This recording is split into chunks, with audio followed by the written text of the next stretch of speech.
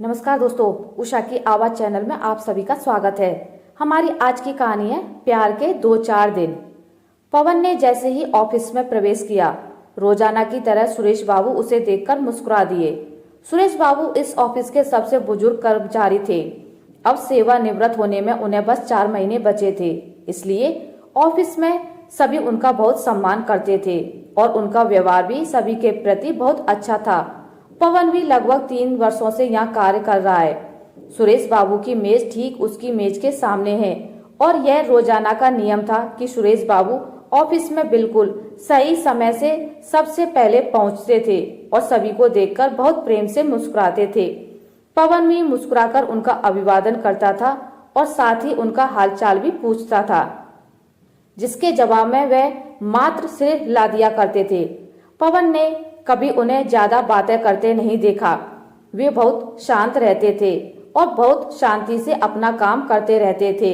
लेकिन सभी कहते थे कि पहले वह ऐसे नहीं थे, किंतु जब से उनकी धर्म पत्नी का देहांत हुआ है, उसके बाद से वह बहुत कम बोलने लगे हैं। आज भी उनके मुस्कुराने पर पवन ने उनका अभिवादन तो किया, लेकिन आज मन इतना खिन्न था कि वह उनसे हालचाल भी नहीं पूछ सका और चुपचाप अपनी मेज पर आ गया।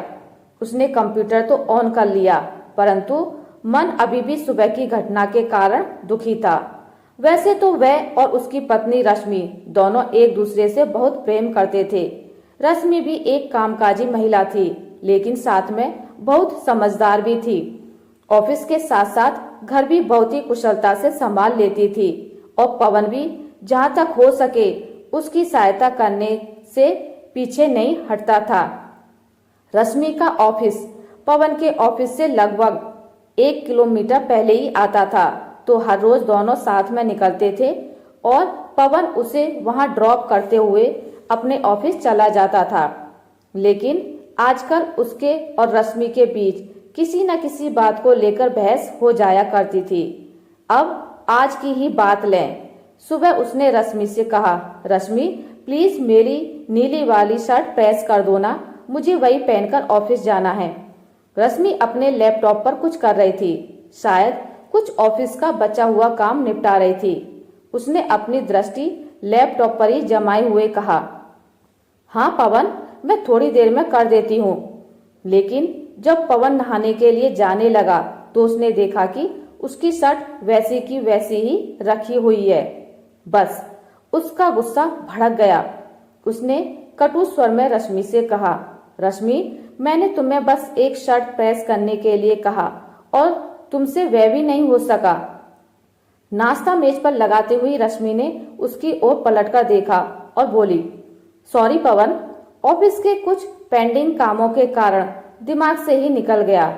चलो कोई बात नहीं, तुम नहाकर आओ, मैं तब तक तुम्हारी शर्ट प्रेस कर देती हूँ, फिर दोनों साथ में नाश्ता कर लेंगे।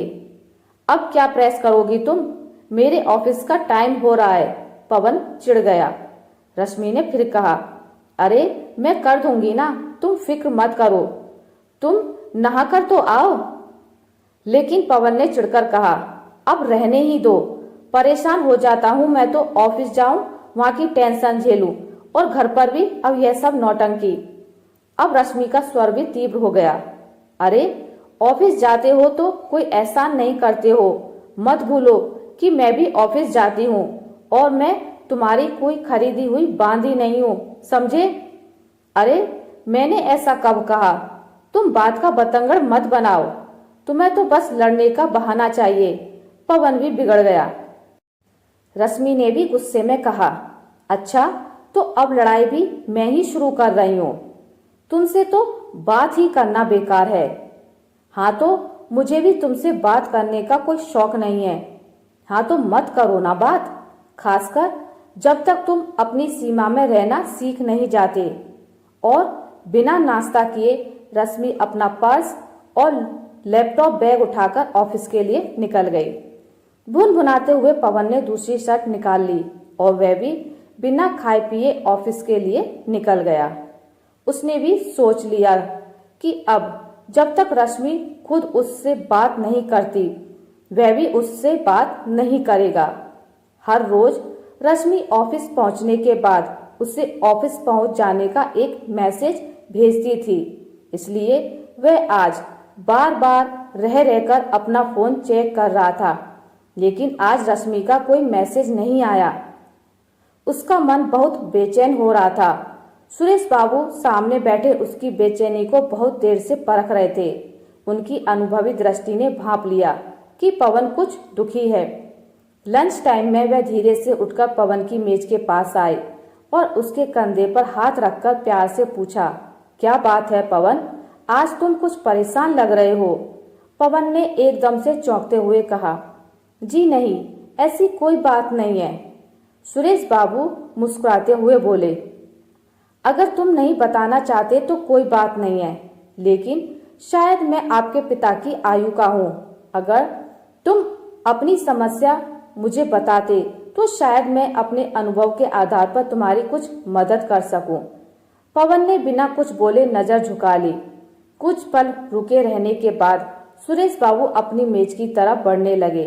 तभी पवन का मासूम स्वर सुनाई दिया, जी आपने बिल्कुल सही कहा, आज मैं बहुत अपसेट हूँ। सुरेश बाबू पलटकर बोले, चलिए कैंटीन में चल के चाय पीते पीते बातें करते हैं।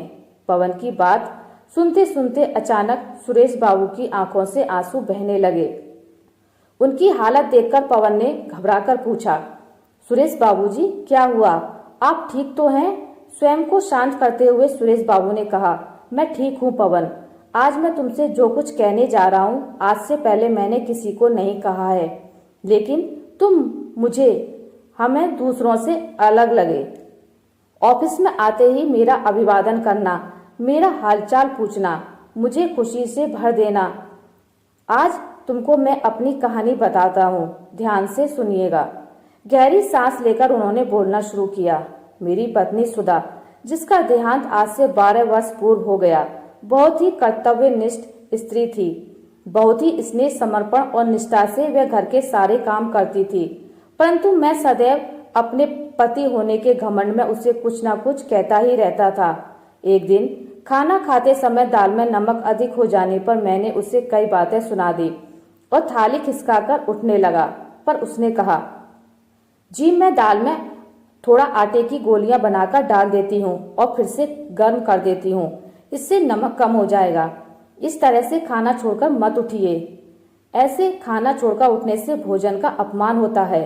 मैंने चिढ़कर कहा, एक तो गलती करती हो और उस पर से भाषण सुनाती हो, अब जाओ यहाँ से, और यह जो कचरा पकाकर मेरे सामने रख दिया है इसे उठाकर ले जाओ, मैं बाहर जाकर कहीं खा लूंगा। उसने रुआसी होते हुए कहा, मैं गलती मान तो रही हूँ, गलती से हो गया, आज खा लीजिए, आगे से ध्यान रखूंगी। मैं दहाड़ा, तुमसे कभी कुछ होने वाला नहीं है, गवार औरत।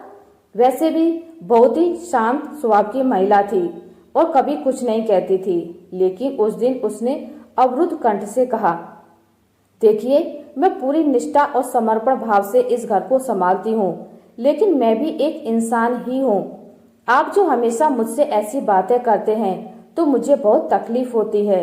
उसके इतना बोलने मात्र से मेरा क्रोध चरम सीमा पर पहुंच गया। मैंने तुरंत चप्पल पहनी और घर से बाहर निकल गया, और मैंने मन में सोच लिया कि यह जब तक हाथ जोड़कर मुझसे माफी नहीं मांग लेती मैं इससे कभी बात नहीं करूंगा।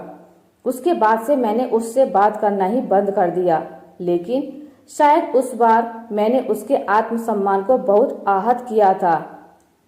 अब वह बहुत शांत रहने लगी, न हंसती, न बोलती, न बातें करती थी, लेकिन मैंने भी अपने अहंकार में कभी उसकी पीड़ा को समझने का प्रयास नहीं किया।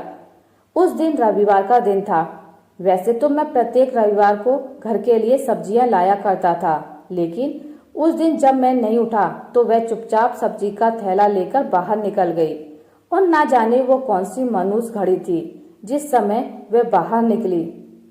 सड़क पार करते समय तीव्र गति से आती कार ने उसे ठोकर मार दी और वह वहीं अचेत होकर गिर पड़ी।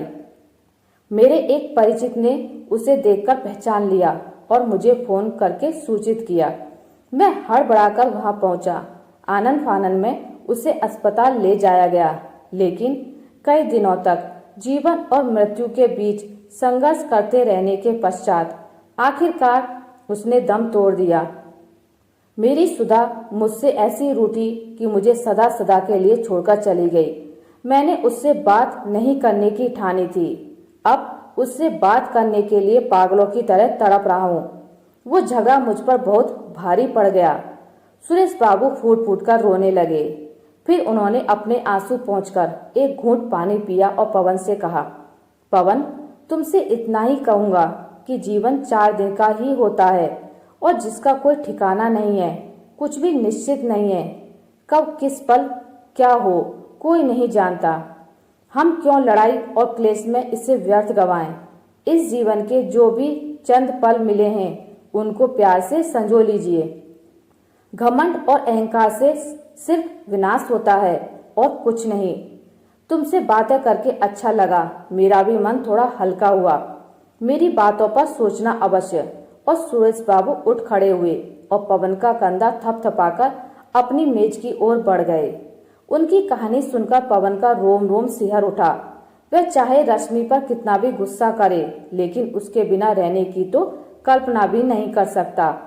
उसने ये तय कर लिया कि वह अब अपने और रश्मि के बीच इस मतभेद को कभी नहीं पनपने देगा। अपनी मेज पर आकर उसने तुरंत रश्मि को मैसेज किया कि ऑफिस खत्म होने पर वह उसकी प्रतीक्षा करे, वह उसे लेने आएगा। ऑफिस से निकलकर जब वह रश्मि के ऑफिस की तरफ बढ़ा तो ट्रैफिक पर गाड़ी रुकने पर एक बूढ़ी अम्मा जो गजरे बेच रही थी, उसने उसकी खिड़की थपथपाई। उसने मुस्कुराकर कांच नीचे करते हुए उससे गजरा खरीद लिया। रश्मि के ऑफिस पहुंचने पर बाहर ही वह उसकी प्रतीक्षा करते हुए खड़ी मिल गई। वह गेट खोलकर गाड़ी में बैठ गई, लेकिन वह काफी चुप थी। पवन ने गजरे का पैकेट उठाया और उसकी ओर बढ़ा दिया तो रश्मि ने आश्चर्य से उसकी तरफ देखा। उसने नम्र स्वर में कहा, सॉरी रश्मि, मुझे सुबह तुमसे ऐसे बात नहीं करनी चाहिए थी, मुझे माफ कर दो। उसकी इस बात पर रश्मि की आंखों में आश्चर्य, खुशी और प्यार के भाव एक साथ तैर गए। उसकी आंखें सजल हो गईं। उसने भी तुरंत कहा, नहीं नहीं पवन, ऐसी बात नहीं है, कभी कभी टेंशन में हो जाता है। मैं भी ओवर रिएक्ट कर गई और कुछ ज्यादा बोल गई थी। I am sorry. पवन ने मुस्कुराकर उसके बालों में गजरा लगा दिया और कहा, चलो अब छोड़ो इन बातों को। और उसने गाड़ी आगे बढ़ा दी।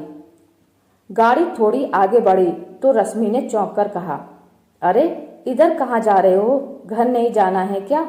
पवन ने मुस्कुराकर कहा, बिल्कुल जाना है देवी जी, लेकिन पहले हम खाना खाएंगे, फिर आइसक्रीम खाएंगे, उसके बाद घर जाएंगे।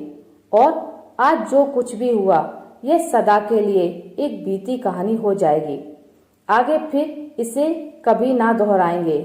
हमारे बीच बस प्यार ही प्यार हो। पता नहीं इस प्यार के कितने पल बाकी हों, है ना?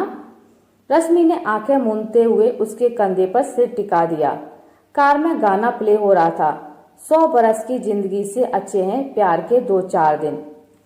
आशा करती हूँ आपको मेरी आज की कहानी अच्छी लगी होगी। अगर आपको मेरी कहानी अच्छी लगी है तो इसे लाइक करें, ज़्यादा से ज़्यादा शेयर करें। और अगर आप मेरे चैनल पर नए हैं तो इसे सब्सक्राइब करना ना भूलें। मिलते एक नई कहानी के साथ, तब तक के लिए नमस्कार।